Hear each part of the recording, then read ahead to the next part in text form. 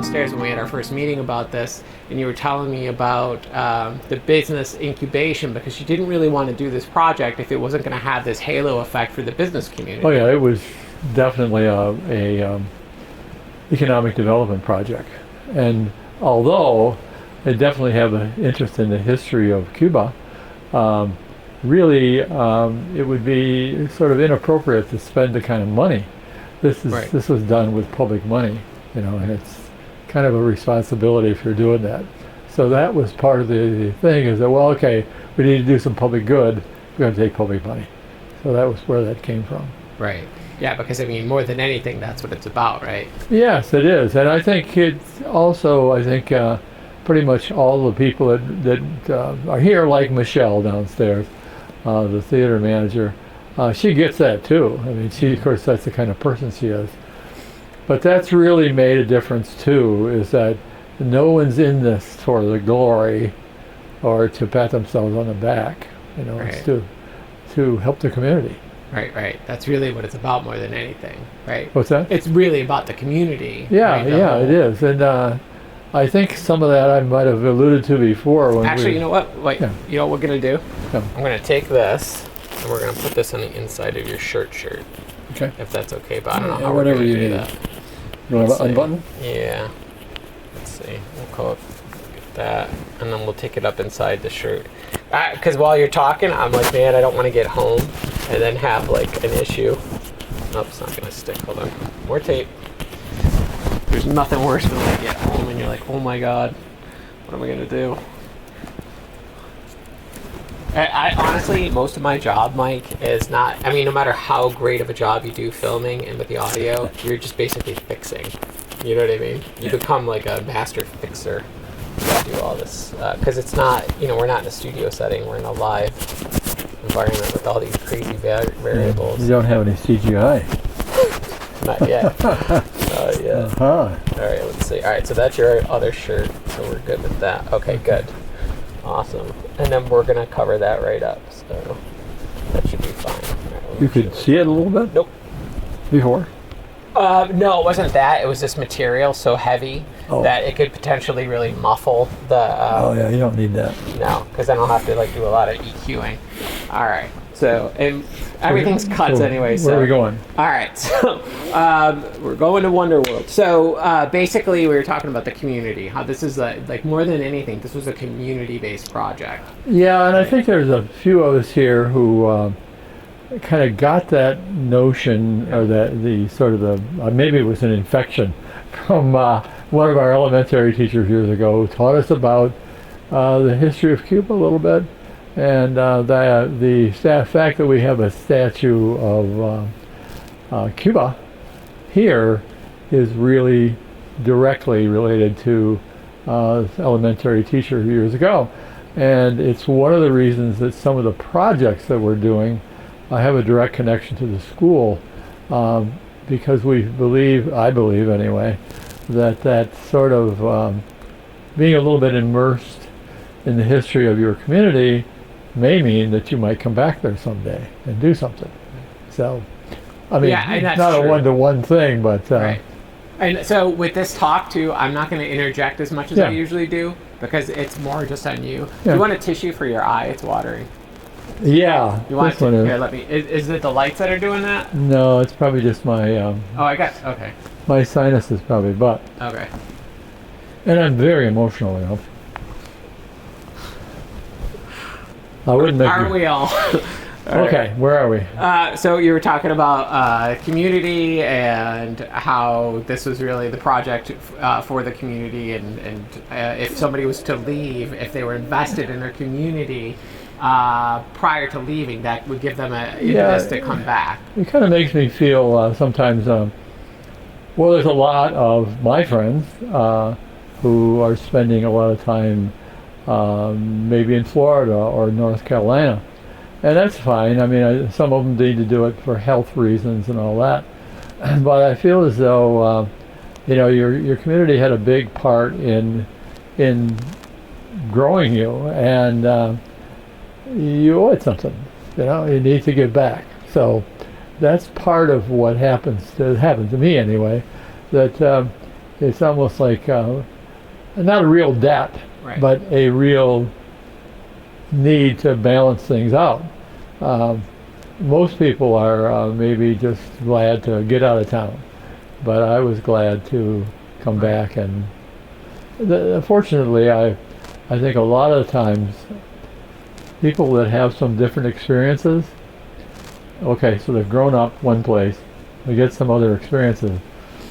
It's very fruitful, those ideas that they may bring with them. And so here, I know being gone for a while and getting a different slant of the world really helps to realize what could happen here. Right. Well, and that's what happened to me. I mean, we had our restaurant here until I was 32. My mom wanted to retire and sell, so we did that. I moved to Boston, lived all over Massachusetts and New England, then moved out to California. I moved 32 times between New England, California, and then when I came back here. So by the time I made that full roundhouse from Massachusetts to Northern California back, and I moved to Rochester first for 4 years, not even here. So that was 32 moves, and it was through the course of those moves that it was mid-California that I started developing an appreciation for home, but also an appreciation for small towns and where I came from. And when I came back, that's why I do what I do now. And talking about giving back, this is my way to give back to Western New York. You know, and I think they always say that in your life you should find something of value that you can give to the world. It doesn't matter. And I grew up in a restaurant, so you're feeding people, right? And and you were a shop teacher, so you were an educator. So you're giving of yourself all the time. And when you really look at a community like Cuba that was so down on its knees, the fact that you were really the prime catalyst, and you had people around you, but you were the spark that brought this town back. Yeah, I was always kind of hesitant to take too much credit, but I realized, there were some things that I did, but I was also there were some people who weren't discouraged completely, and there were some people who were working on some things. Right. The big thing here in Cuba, I think, the Chamber of Commerce, really, really good thing, and that's sort of indicative of this community that it's helpful. And I think that group is helpful. And so the flagpole thing was an idea, but what really made it work was the chamber. Right. So it was just that I maybe gave them the spark, but they had some energy. Right. But so what's the story about the flagpole, though? Like, how did you even think of that? Well, I was trying originally to think, how can we get, and this may sound a little too commercial, but how can we get people to stop in Cuba? There's nothing wrong with that, though. Well, wave a flag, not necessarily the flag we have now. Wave a flag to get people off the expressway. But then, after I thought that for a while, I began to think, maybe an American flag. And then, I tried to find who does flagpoles. Well, it happens to be this American flag company makes the tallest flagpoles in the world. They have one that's about a half a mile tall, but it's in Saudi Arabia, and I didn't want to go with that flag. But so they were the ones who make the tallest sort of ordinary flagpole.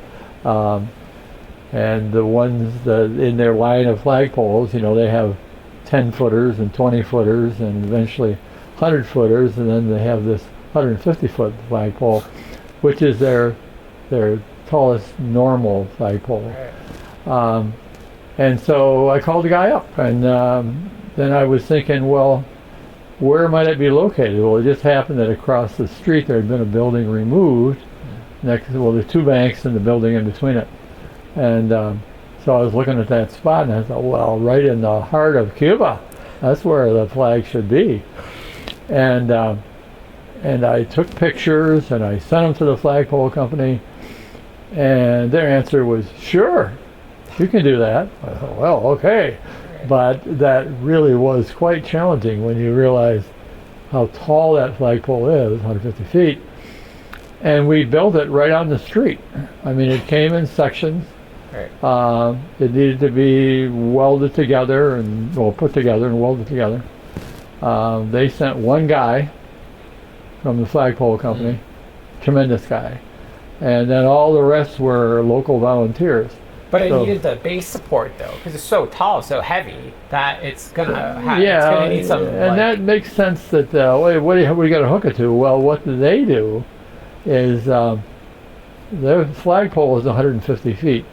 It's actually 165 feet because 15 feet of it's in the ground. So what happens is that there's a 15-foot deep hole, and in that hole there's a frame, a big circular like culvert thing, and that's secured in the hole, backfilled and everything. In the center of that hole, the flagpole is set, and then sand is put around the flagpole. So the flagpole, if you were a big giant guy, you could go over and pull the flagpole right out of the ground, because it's held in there by the support of the sand. It's compacted, but it's loose. It's compacted. They vibrated it and all that. But that then means there's no real shear point where, like if it was bolted, like the bolts break, or it could have shear a weld or something. It's really one piece once it was welded together, and then 15 feet of it in the ground is really what holds it.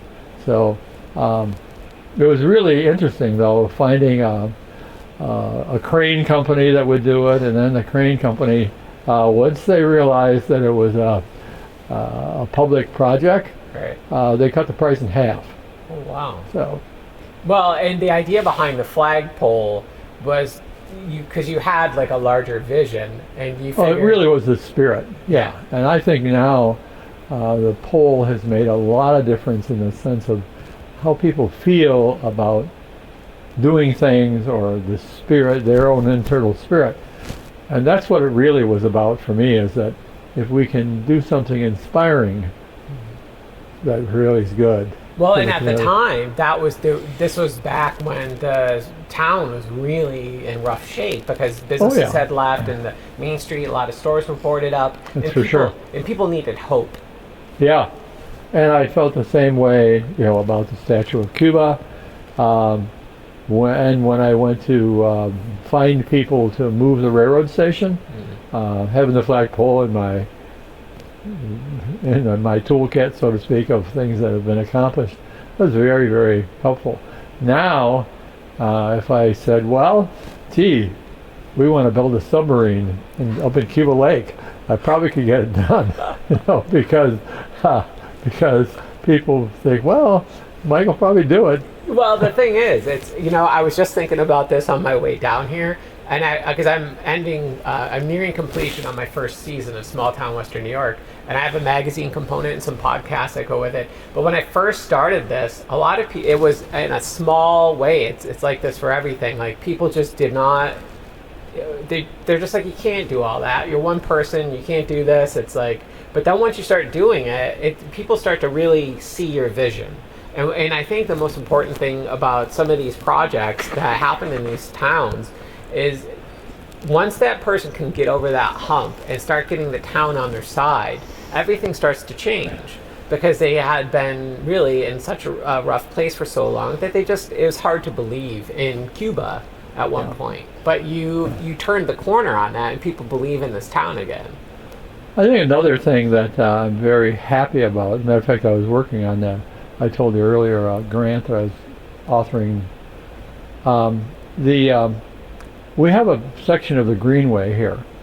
There's a 90-mile Greenway that runs from Cuba to Rochester. This was the old Genesee Valley Canal pathway. Eventually it was the Genesee Valley Canal Railroad pathway, and then eventually it was a Pennsylvania Railroad pathway. Well, over the years, the Pennsylvania Railroad eventually closed down, and it now is becoming one of these rail-to-trail kind of operations. Well, when we started with the idea with the Greenway Trail, it was one of these things where I saw an opportunity with a grant that was offered. It was called a Transportation Enhancement Grant. And one of the characteristics of it is that they wanted you to use transportation to connect historically important stuff. And we had the railroad station that was from that time period, but it was not connected to the Greenway anymore. So basically what happened then was I wrote the grant with the idea that, well, 90 miles, but there's a big section that's not finished. Maybe 10 or 20 miles of it. And so you can't start in Cuba and go to Rochester, but you're going to be able to someday. Wow. And so I thought, if I've got this section, somewhere somebody along the line would connect to it. Either connect to it to Olean or connect to it to, well, I think it would have to be like Belfast, because from Belfast on there's some trail. Most of the money in this trail work was done in the northern section of the trail, and the reason for that is probably population. We're so thinly populated down here that we have so little political power. But I knew that eventually this 90 miles would be put in place, and that's exactly what's happening now.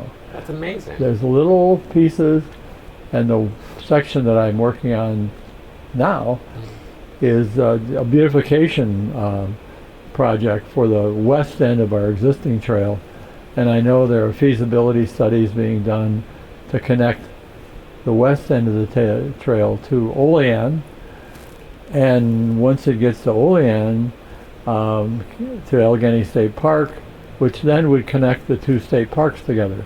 Allegheny State Park and Letchworth State Park would be connected together by a trail. Wow. Eventually, there are other trails that head south, so there would be a trail that went to Pittsburgh. Wow. And then you'd be into From all Rochester kinds of, to Pittsburgh. Yeah.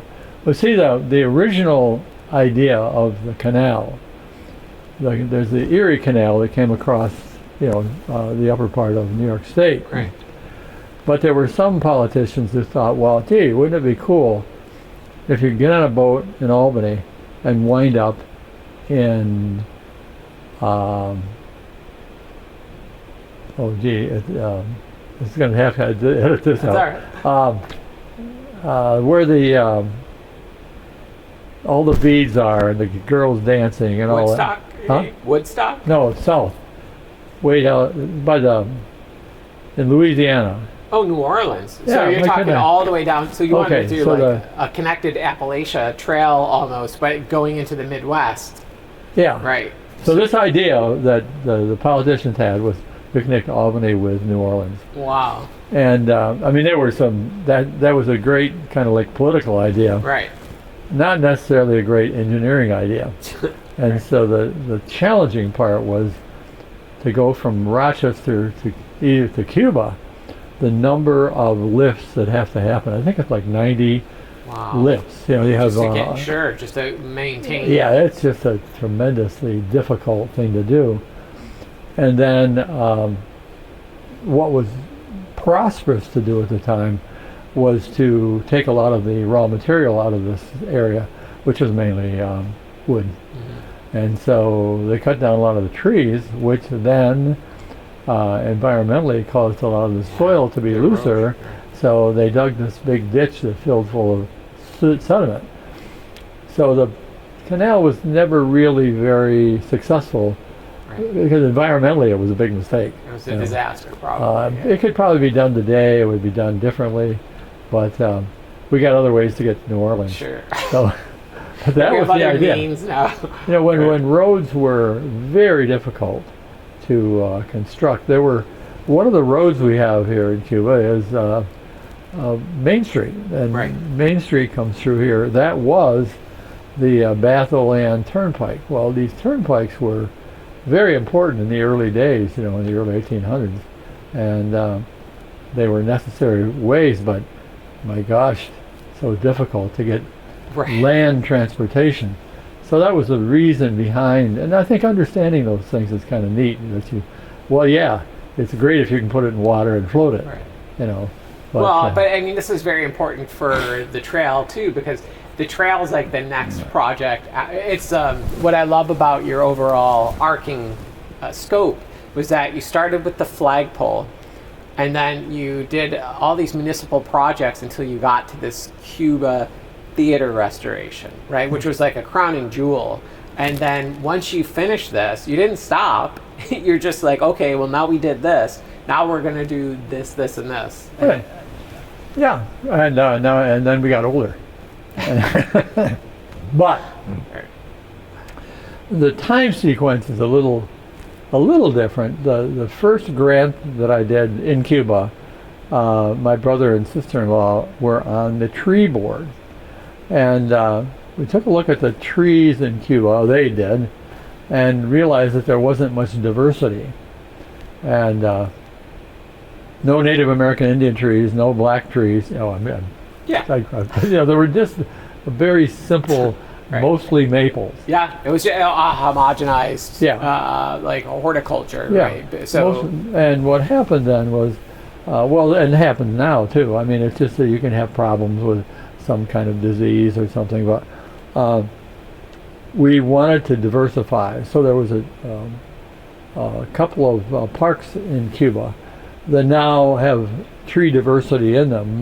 Some people don't realize it, but the one park is more diverse than any place else around here because we bought different species of trees and put them in there. But that's hugely important, though, for the environment, for the trees, because one disease that monoculture. That's someday I think Americans will realize that maybe the ones who are very prejudicial about blacks and whites and diversity. Nature tells you over and over again that diversity is the key to survival.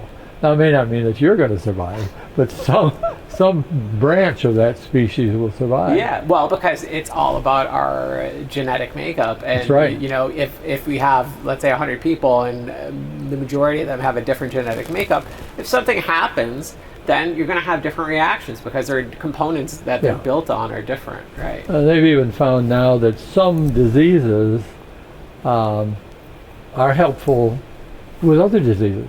Right. I know there's one about the tsetse fly or something.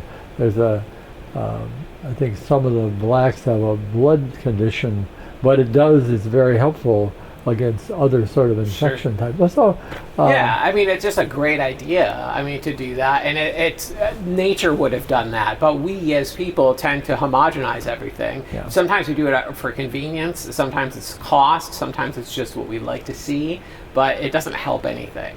So no, not really. So, and with that, so that was.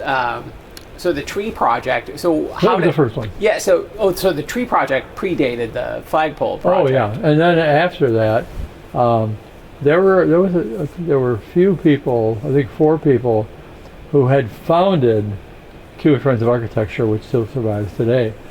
Unfortunately, not many of them do. They were older people, but they were active in the community, and they were the ones who. I remember, this is kind of a good little part of the story. We were across the street, there's a bank building over there, and we were kind of we were looking over at this building, which was really in shambles. And I think somebody said, well, somebody needs to do something about that. And I remember saying, well, I know who that is. That's us.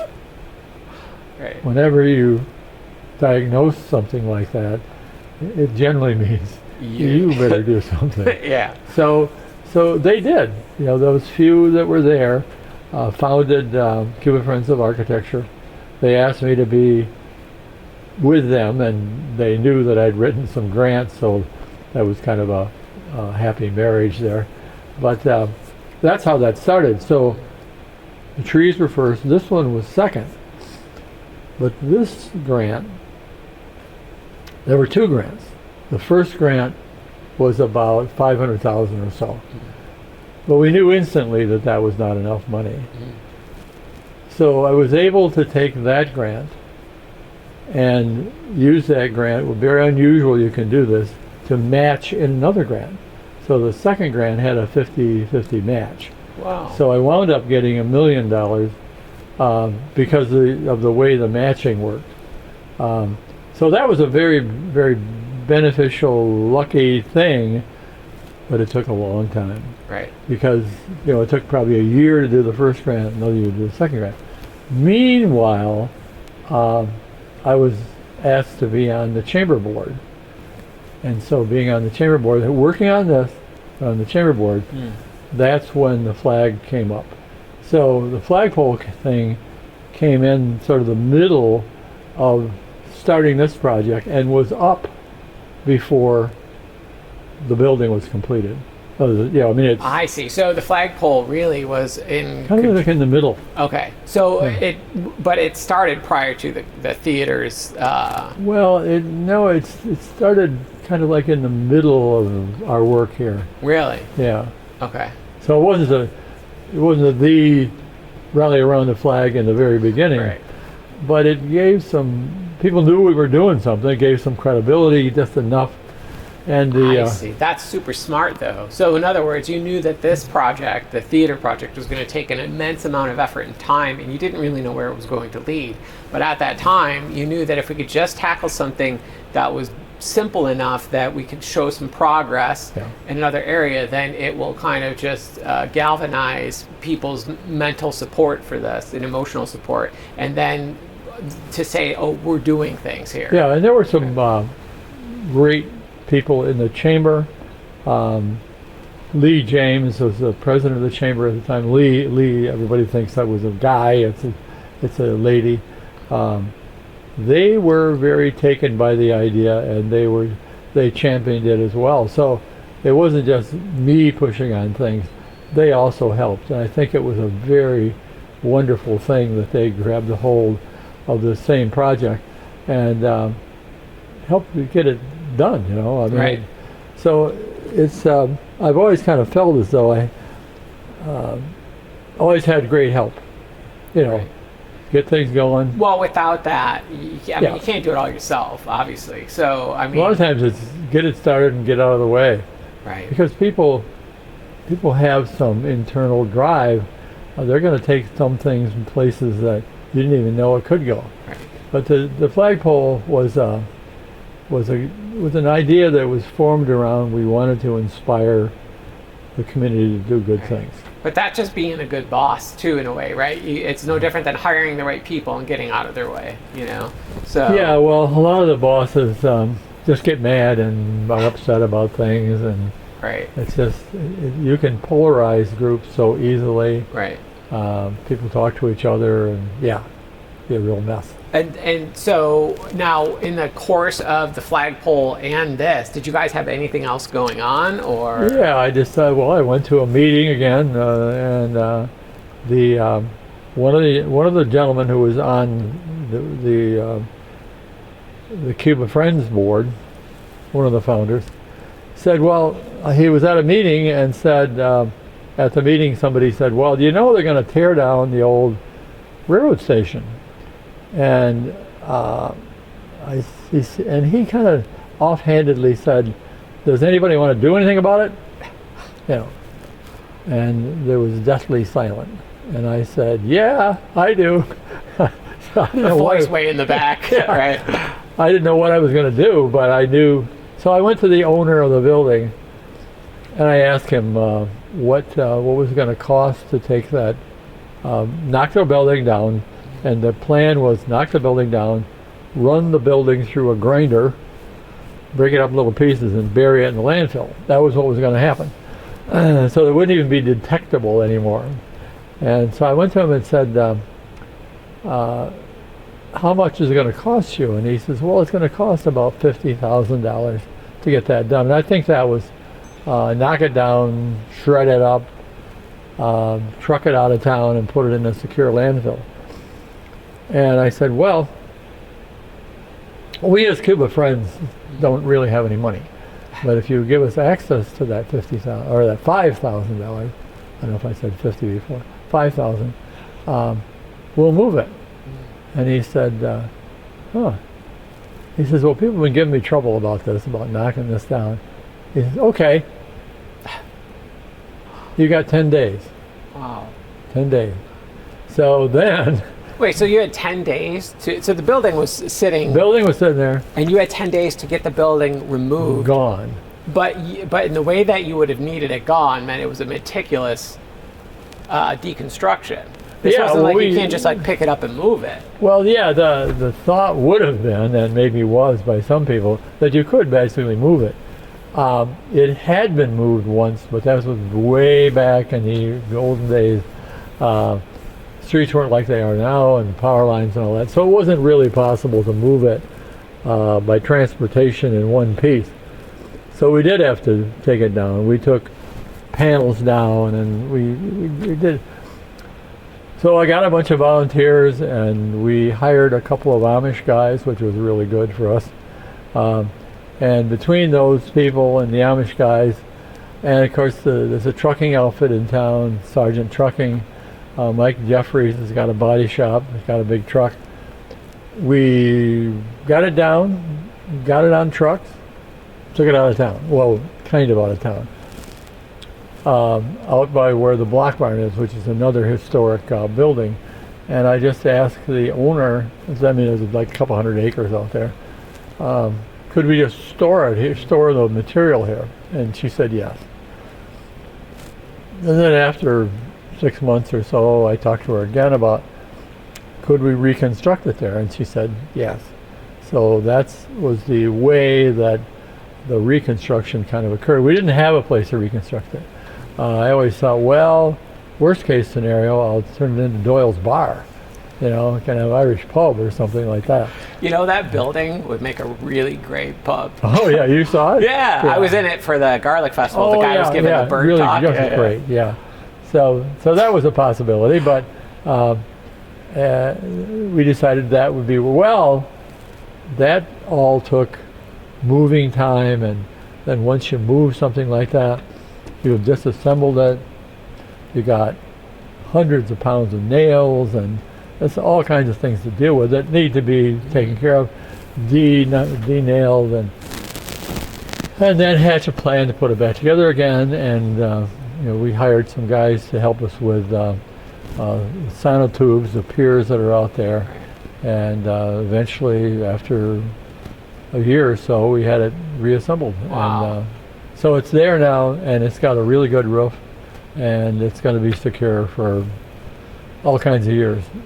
So, I'd like to move it again, though. But where was your ideal place to move it to? Well, we have the Greenway, and this was on the edge of the Greenway because the railroad tracks were there. Right. See, this was in the railroad era, right after the canal went defunct. The rails were laid on the towpath, and at that point in time, the station was built, and there were actually two of them. One was actually a depot, I guess, which means that's for the humans, and the other one was a freight station. Okay. We have the freight station. The other one is gone. Yeah, the other one was brick, right? And they just came in the middle of the night. No, that's another different station. Oh, that's another one. So you had three at one point, or? Well, there were, I think, altogether maybe 5 railroads in Cuba at one time. See, some of these railroads were what were called narrow gauge. The narrow gauge, right? Yeah. So there was, some of them were narrow gauge. The railroad you're referring to that was the brick thing knocked down was one of the Erie Railroad buildings. Yeah. So, but this gives us a good context. So you had the theater and the flagpole were kind of going on concurrently, and then that came into play. Yeah, it came into play while we were still juggling the funds for the theater. Yeah. See, one of the problems with the funding, even though I got like more than $1 million from the state, you don't get any of that money. No, you have to, right. You only get it when you appropriate it, right? When it's spent. After it's spent, and you have the invoices and the paid receipts, and you submit it to the state. You get it's an approval for the money more than anything. And the problem really is for small villages, it's still the same. It's terrible. That you may have to have, depending on the amount of the match, okay, say we had $1 million. We could not borrow them. I mean, we were too small. Right. There were only like 5 of us, you know. Right. If we all sold our houses, you wouldn't have got $1 million. Right. So what we had to do was figure out, well, how can we get $1 million in the bank? And they said, oh, we don't want to touch this thing. So I went back to the state and I went to the bank, and the bank said that they would, the maximum they'd loan us was $130,000. So the state almost never, I think we might have been the first time, break those large grants into little bitty pieces, like 130,000. So the way this got built was we'd get $130,000, we'd spend it with contractors, we'd pay them, get the invoices back, the canceled checks, turn all that into the state, and it might be 3 months, 6 months before we actually got money back. We finally get the money back, we take it to the bank, we pay off our loan, and we borrow it again. So we kept doing that until all the money, we had gotten all the money. And that's the only way it could happen. But during those, what would have been sort of downtime, we had our volunteers in here. So it gave us time for the volunteers. It also gave us time to tear down a railroad station, you know, some of those other things. So those projects were concurrently happening while this was going on. It was actually, but at the same time, it was almost like everything was rising, right? Yeah, absolutely. Yeah, I think things were rising. And I know that for some of the board members at the time, it was kind of difficult because it was taking so long. Sure. But I knew we had done what we could do, and there wasn't anything that I could do or that anyone else could do to speed things along. You try to push the state, guess how they go backwards. You know, I mean, it's just the way because they already have their problems they're dealing with, and I know that people always complain about the state and what they're doing and stuff, but I know that in many cases they're vastly understaffed. So if you get into a situation where they don't want to break these grants into pieces because it means they have to work with more things, and you keep a one chunk, and that's what you do. And I mean that. So it was a miracle that we could. Whoever made that decision that we could break it into pieces was just great. That's awesome. So that was really the primary reason that all this could get done, because otherwise you just wouldn't have the funds we would have got those grants. And I think a lot of communities is the same kind of thing. They just don't have a chance. So Cuba got a chance because, I guess, just because I kept seeking some way of getting through, because I'm sure that there's a lot of people who wouldn't say, well, geez, maybe we can get that broken into pieces. They were just taking it was, you know, you can't loan you that kind of money. Right. And I said to myself, when they said they'd loan us $130,000, I thought, you guys are nuts. Because, you know, you have a hole over here with a whole bunch of rotten wood falling into it. So you're loaning me $130,000 on something you can't get a nickel on. Matter of fact, I remember it was going to cost more than $100,000 to knock this building down to take care of all the debris and stuff like that. So actually, it was negative. If we'd have defaulted, they'd have been in a hole for 100 at least, and the money that they loaned you. Yeah. So it really was we had a tremendous stroke of luck, but we also, once we got in that process and they knew that we would pay them back, no problem, you know. Awesome. So the bank, it was a local bank, you know. I don't know that would have happened with, you know, a big probably not, no. Bigger bank. Yeah. You know. Well, that's a great story, and that's why I wanted to do this little sit down, because I just wanted to get more of a context, you know, for the and theater. I think if there was something that I wish I could do, it would be to get enough political horsepower to change those rules for small communities. Well, can't they at some point, I mean, isn't this a thing now that you basically are setting a precedent with all of this? and you can really change things now, right? Well, I hope so. I mean, but I really think that for small communities to prosper, there are even the grants I'm working on right now, the trail grants. They're very challenging to complete, the grant proposals, and I think it's kind of like insurance for the grant agency and the financial people, that they won't lose money. Well, and that's go really to California and default like a big bank, like we were going to default in that way. Right. You know what I mean? We might have defaulted in a few $100,000, but not in bazillions, you know. Right. So, all right, that's awesome. And so this was good. And I wanted to get that nut, like the context of how the money was here and like the initial part of this story. Yeah. So if you want, we can start going around now. Yeah, and we're missing, I mean, there are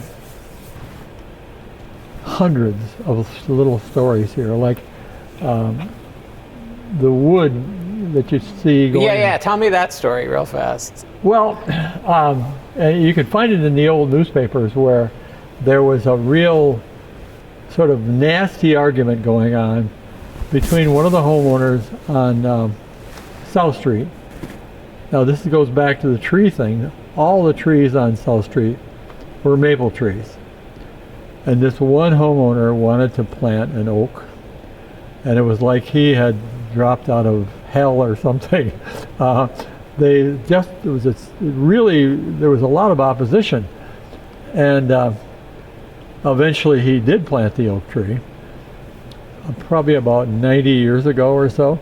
And some of the maple trees, I don't think there's any of the maple trees that are still of that era on. There are maple trees, but not those. Right.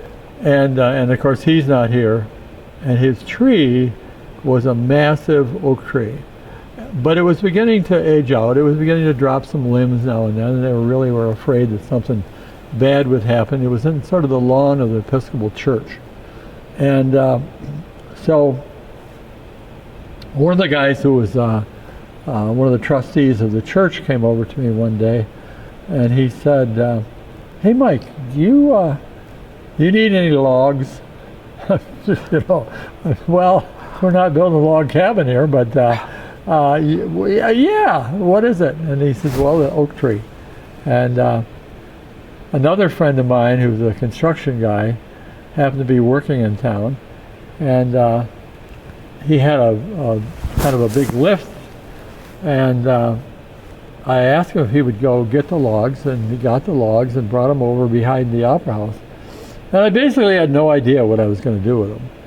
But these logs were just beautiful oak logs, huge. And this friend of mine took them to the Amish. We had them sawed, had them dried, and then we built all kinds of stuff for the building out of it. And it's so I call that when somebody says, "What kind of oak is that?" Well, it's Episcopal oak, you know. But it is the heaviest, strongest oak I've ever come across. That oak, most of it you put it in a bucket of water right to the bottom. Wow. It's so dense and heavy and tough. That's awesome, though. What a beautiful thing. It's almost like just in my head, it would be nice if you guys did a little plaque, if you could find a picture of that old tree somehow. Yeah, I'm sure we can. And do a little, like, just even a couple paragraphs of the wood that was in here, because what a beautiful story. Yeah, and I like it from the point of view is that one guy said, "I'm going to do it." And he did. And we've got it. And I mean, that's one of the things about it here, being here, is that we're kind of preserving that memory and that. Yeah, I think that's a good idea. We can do that. Just a little plaque, just to say that the wooden, and then, so the other story you told me that I thought was hilarious was how somebody lost this theater in a card game. And that's true, correct? That's true? It was one of those things. That really happened? I believe it happened. I don't know that we have any. The hardest evidence I have is the deed. I mean, it doesn't say in the deed lost in a card game, but you can see how the Opera House, the person who owned it at the time, Palmer, became further and further in debt to Keller. And the story is that it was in card games where he was losing massive amounts. I mean, we're talking, $4,000 or $5,000 a shot. But you think you quit at some point, right? Quit while you're ahead. A little bit. But what happened is eventually he was in debt enough that in order to close out the debt, Keller took over the opera house. And there are artifacts in here. As a matter of fact, when this building was sort of in the last days, it was known as the Keller Opera House. But when we restored it, we could decide to what time period we wanted to restore it to. That was the historic preservation told us you need to pick, because it was an old building, you could pick 1952 if you chose, but we chose to do the original building at the original time. Right. And that really meant there was quite a bit of discovery that went on, because the proscenium here, I mean, it's a really nice proscenium, but this is the original proscenium, but it wasn't this way when Keller had it, because the stage had been expanded. Okay. The proscenium had been expanded. Right. And we found all that stuff on a little adventure of, there was the whole building, there were pieces and trash all over the place and holes in the floor. And we began to find these little pieces of the proscenium, and we kind of laid out what we had like a jigsaw puzzle. Wow. And we found, So you guys reverse engineered from the pieces. yeah. And then One of the interesting things is that you begin to look at it closely and you realize there's a whole section of this that has the square nails in it. Right. And then there's another section that has round nails. Which means the square predated the round. Yeah. Right. And so there was like a 6-foot section in the middle where these were all round nails, and that was what was added. So then we came and we cleaned the floor under this sheet of floor here, cleaned it really good, and we found 2 sets of nail holes. One set of nail holes is where the stage was that we're sitting on, and the other set of nail holes was the expanded stage. Oh, okay. Then one other way that we verified it was that there's a thing called Sanborn maps. I think they're maps, and they're drawings of the outlines of buildings, Okay. like down from the top. And they did those about every 15-20 years. There would be someone who came out with their sketch pad and their rulers, and they would draw these maps. We realized that, here's from the top down, here's the outline of the stage. Here's the outline of the big stage. But where were those stored, though? How did you have they're access? online now. They were. Oh, they were online. Yeah, they're basically insurance. They were insurance maps, Okay. but they're online. And I think most old villages, like you talked about, Boston or wherever, most of them have Sanborn maps. Really? Yeah. I mean, so you could pick a town like Friendship or any of these around here. And then all those buildings will have a coordinating map. Yeah, I hate to overstate it, but I know that an awful lot of them do. Right. And you can sort of Google. Right. But for restoration, that's huge. Yeah, and it gave us evidence, and we knew that there was a building added to the back of this building, and the lower part, or the part now where the shop is, that wasn't there at all at one point. But so we knew it was added, so we began looking around very closely, and there's actually a engraving scratched into the wall when that was built down in the basement. Yeah, kind of cool. So you know that this was somebody, when this was being constructed, wrote the date. Wow. in it. Yeah. Right.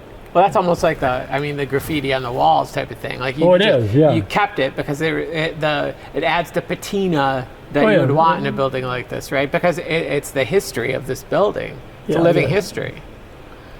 Yeah, it's just a really, and I think part of that is, I don't think I'm spiritually connected to that guy, but you kind of respect, thank you for leaving that. Sure. You know?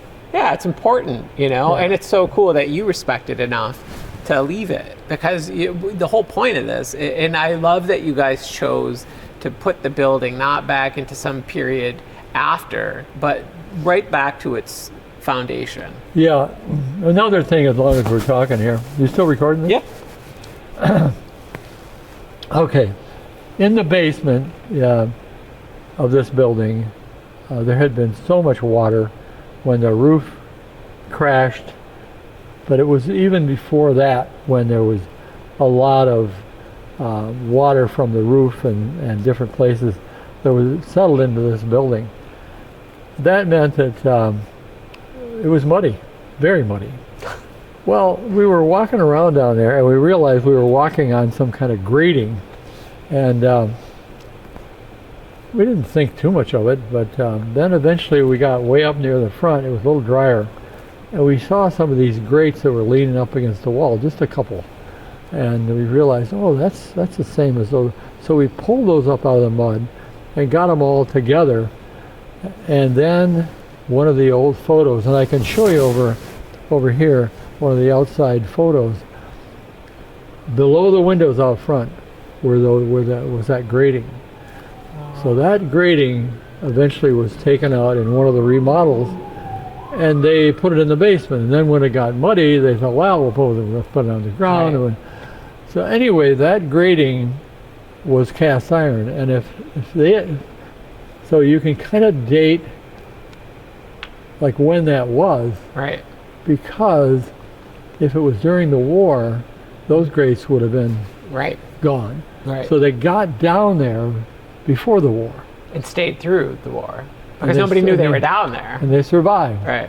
And so that's kind of neat. Yeah, that's This awesome. piece, Right. And but then we didn't have all of them. We So didn't have you- enough. To use, right. Yeah. So we took one of them, and I took it over to the vocational BOCES over in Olean. And one of the drawing instructors made a drawing of that grate. Hmm. And then the machine shop instructor took that and converted that from the drawing to machine code, so it could be Wow. machined. So then we took a piece of plywood and machined that out, and we have a wooden one. Right. And so at first I thought, well, I'll go have these cast or something like that. But that proves to be very difficult now to do casting. Sure. There's very, very few places that do it. Well, at because one of point that was common, but Common, technology's changed so much. well, that- now, and it's mostly environmental reasons, the various and all that okay. stuff. So the secondary choice would be, well, maybe I could have a machined out of aluminum. Now, of course, that wouldn't be what they had back then, but I could make them look. Right, And and one that's of the- kind of what you're going. I mean, you're going for a restoration. You really want it to be authentic, right? Yeah, but you don't want it to be too authentic. In other words, I talked with the state about this. They said, yes, replicate them, but don't make it look too good, because you want the observer to be able to discern between the original Right. and the artificial whatever. Gotcha. So that's what we did. And I remember going to Rochester and finding a company up there who would make these big plates, and I took them over to the machine shop and they machined them all. Just amazing. And to get those, and they're all down there now. That's awesome. We have some of the original ones, Right. and then a whole bunch of the, Oh, that's cool. yeah, and it just, nobody really, Right. very few people would know this story, Right. but the whole thing tied together with, gee, they must have been, it's kind of like a forensic well, sure. architecture, yeah. I guess. It is, right, It's right. like the evidence is here, it had to be here before they had the the metal drives, the can drives. Yeah. And all Well, that. there was a little bit. I mean, probably a lot of that in the process of you getting this theater back to what it is, right? I mean, it was all like forensics in various degrees because you really didn't have a roadmap with this. Not really. You needed to collect every piece of evidence. Another thing I like is that way up in the very top of this building, way up, as far as you can go in the brickwork, there was an empty whiskey bottle. Oh, you're kidding. I've got that bottle. Oh, that's so cool. Yeah, because they were topping out, and they had. That was a worker. Yeah. Yeah. Oh my gosh. So there's all those little things that sort of give me a little. Well, there's stories behind all those things. You know what I mean? That was a man who, for some reason, was drinking on the job, right? More than likely, because it was up in the top where they were. Very, very last thing. Wow. And a little brick hole. Yeah. Awesome. So, do you want to show me that back wall again? Oh, sure.